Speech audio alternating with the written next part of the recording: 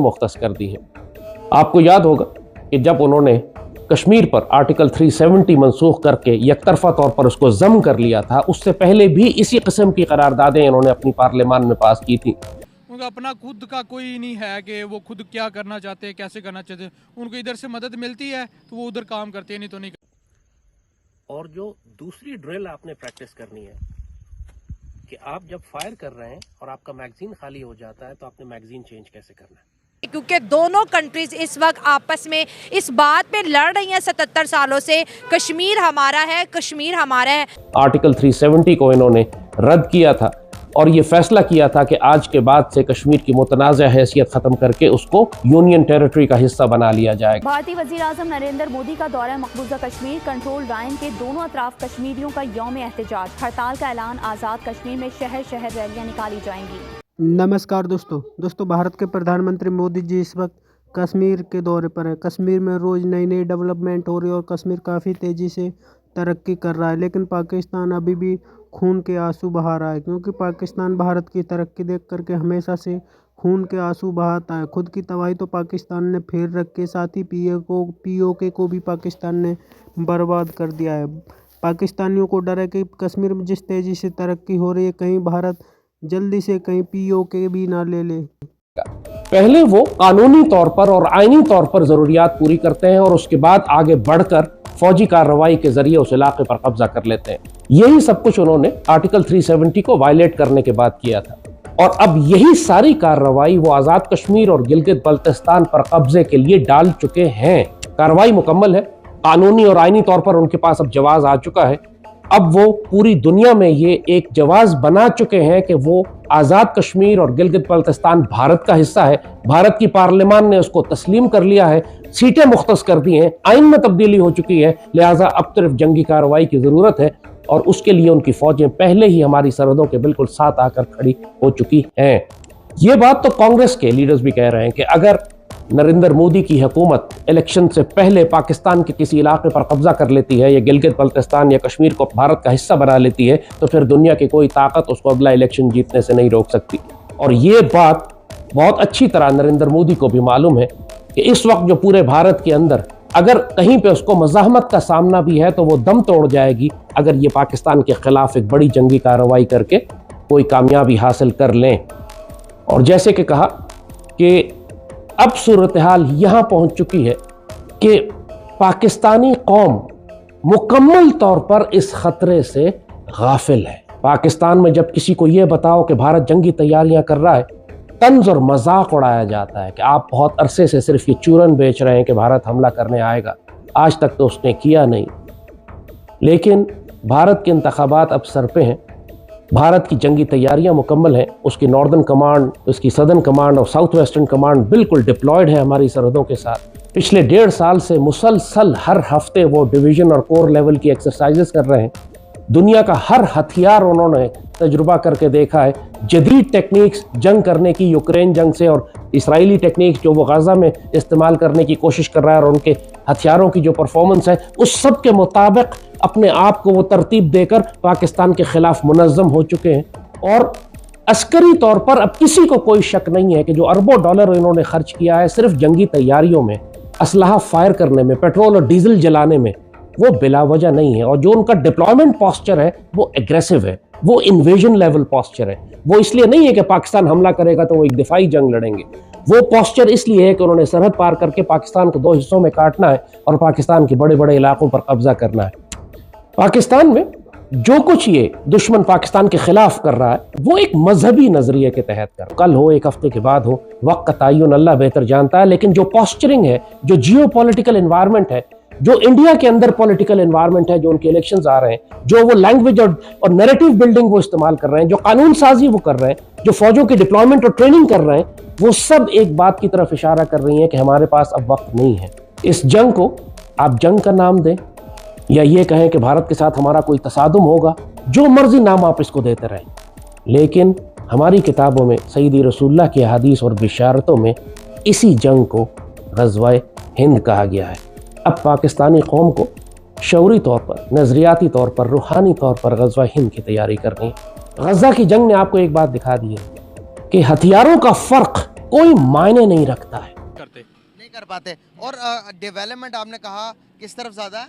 India वाली side पे। India वाली साइड पे ज़्यादा है। अभी नरेंद्र मोदी ने खुद वहाँ पर विजिट किया और इंडिया की फास्टेस्ट ट्रेन वहाँ पर लॉन्च कर दी गई है, उसकी ओपनिंग कर दी गई है। क्या कहना चाहेंगे? ट्रेन बना दी उन्होंने और बहुत सारी चीज़ें वहाँ पर डेवलप कर रहे हैं। दुनिया का सबसे ऊंचा सिनेमा हॉल बना दिया, सबसे ऊंची ब्रिज बना दी वहाँ पर। ट्रेन से हमारे तो ट्रेन सिस्टम ही नहीं है हमारे कश्मीर में। हाँ, ये तो आपकी बात सही है। मेरा एक दोस्त है, वो उसी कश्मीर से है। उससे मैंने बात की कि आप पाकिस्तान के साथ मिलना चाहते हैं, उन्होंने साफ कहा नहीं। वो कहते हम नहीं मिलना चाहते। आपका फ्रेंड है कश्मीर? हाँ, उसने मुझे कहा था कि मैं नहीं मिलना चाहता। मैंने पूछा क्यों?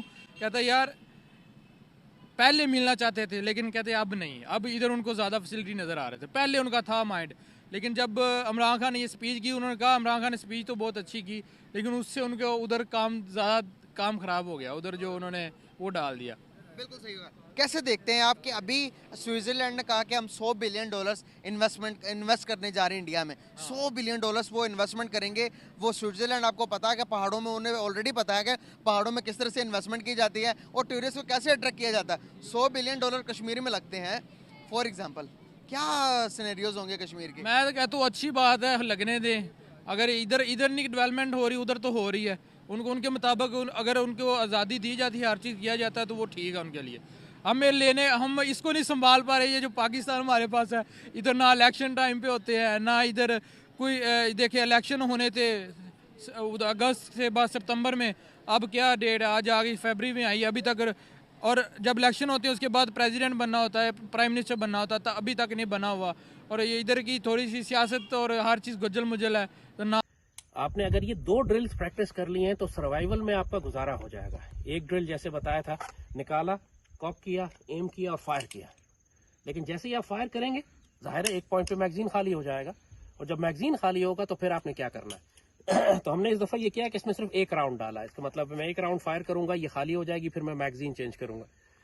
सो जो दूसरी ड्रिल है वो ड्रिल सिंपल ये है कि आप निकालेंगे, कॉक करेंगे, फायर करेंगे। जब फायर करेंगे तो गन आखिर में इस पोजीशन में लॉक हो जाएगी और जब इस पोजीशन में लॉक होगी तो आपने मैगजीन चेंज करना है while you are fighting। जब आप लड़ाई कर रहे हैं, इसको टैक्टिकल रीलोड कहते हैं। आपने टैक्टिकल रीलोड करना है। सर, ये जो प्रोटेस्ट है पाकिस्तान के अंदर प्राइम मिनिस्टर नरेंद्र मोदी के विजिट को लेके, क्या कहेंगे इस पे?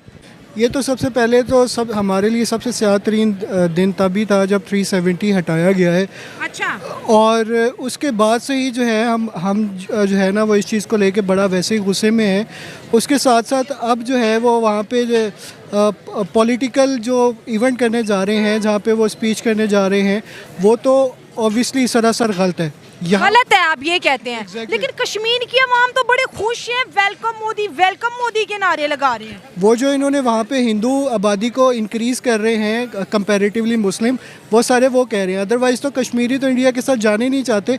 जब आप उनके पीछे लीडरशिप जितनी भी देखें, जो पीछे एक हमारे बुजुर्ग एक लीडरशिप थी जम्मू एंड कश्मीर की, वो जो उनकी डेथ हुई है, उनको देखें उन्होंने एग्जैक्टली उनको जेल में रखा। उसके अलावा हमारे दूसरे जितने भी वहाँ पे कश्मीर के अंदर लीडरशिप है, वो तो ऑलरेडी इस बात को लेकर वैसे ही कहते रहते हैं कि हम लोग जो है वो अपनी मतलब आज़ाद राय के साथ इसके ऊपर फैसला करना चाहते हैं। हम तो इंडियंस के साथ जाना ही नहीं चाहते। तो क्या वो पाकिस्तान के साथ जाना चाहते हैं, आपको लगता है?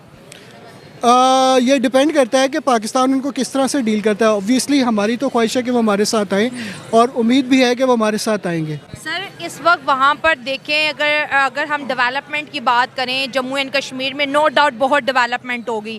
इसके साथ साथ $14.5 बिलियन का बजट भी उन्हें मिला और अब जो है रेलवे नेटवर्क को बड़ा करने की बात आ रही है, वहाँ की यूथ को एम्पावर करने की स्कीम्स आ रही हैं। सर, वो तो अब इंडिया ऐसे लग रहा है कि आने वाले सालों में जो है वहाँ पर सिर्फ और सिर्फ जो है आपको इंडियंस नज़र आएंगे, इंडियंस कश्मीरी नज़र आएंगे। वहाँ पर ऐसा कोई बंदा नहीं बचेगा जो ये कहेगा कि नहीं यार मुझे एक अलग रियासत बनानी है। अगर डेवलपमेंट की बात करें, फैसिलिटीज़ की बात करें, तो आज भी पाकिस्तान से ज़्यादा इंडिया में नो डाउट डेवलपमेंट है। आईटी सेक्टर एशिया का सबसे बड़ा उधर है। सही। तो दोस्तों, पाकिस्तानियों के पास खाने को 2 वक्त की रोटी नहीं है, लेकिन इस लाल टोपी को हमेशा गजवाए हिंद की पड़ी रहती है, क्योंकि पाकिस्तान में इस वक्त लाल टोपी जैसे माइंड सेट के लोग इस वक्त पाकिस्तान की जनता को लगातार उकसा रहे हैं कि उन्हें भारत के खिलाफ एक न दे, एक दिन गजवाए हिंद करना है। लेकिन पाकिस्तान में इस वक्त काफ़ी ज़्यादा घमासान पाकिस्तान के चुनावों को लेकर ही मचा है। जिस तेज़ी से भारत का कश्मीर तरक्की कर रहा है, उस तेज़ी से पाकिस्तान और पाकिस्तान के हिस्से वाला कश्मीर बर्बाद हो रहा है। पीओके के लोग भी चाहते हैं कि वो भारत के साथ मिलें, क्योंकि पाकिस्तान ने इस वक्त पीओके के लोगों की तबाही फेर रखी है। पीओके में जिस तरह के हालात हैं, उसे देखकर वो लोग काफ़ी ज़्यादा परेशान हैं, क्योंकि उनके पास 2 वक्त की रोटी भी खाने तक को नहीं है, ना उनके पास साफ पानी और ना ही बिजली है। यही कारण है कि वो भी चाहते हैं कि किसी भी तरीक़ा से भारत की तरफ चले जाएं, क्योंकि भारत के साथ आकर ही उनके भविष्य की भलाई है। पाकिस्तान के साथ रहकर पाकिस्तान खुद तो बर्बाद होगा ही, साथ ही पीओके को भी बर्बाद कर देगा। यही कारण है कि पीओके में लगातार पाकिस्तान आर्मी के खिलाफ प्रोटेस्ट हो रहे हैं और लगातार वो यही मांग उठा रहे हैं कि वो भारत के साथ जाना चाहते हैं। आपकी क्या राय कमेंट में जरूर शेयर करें। यदि आप चैनल पर नए, चैनल को सब्सक्राइब करें। वीडियो पसंद आए तो लाइक करें, कमेंट करो और शेयर करें। जय हिंद, वंदे मातरम।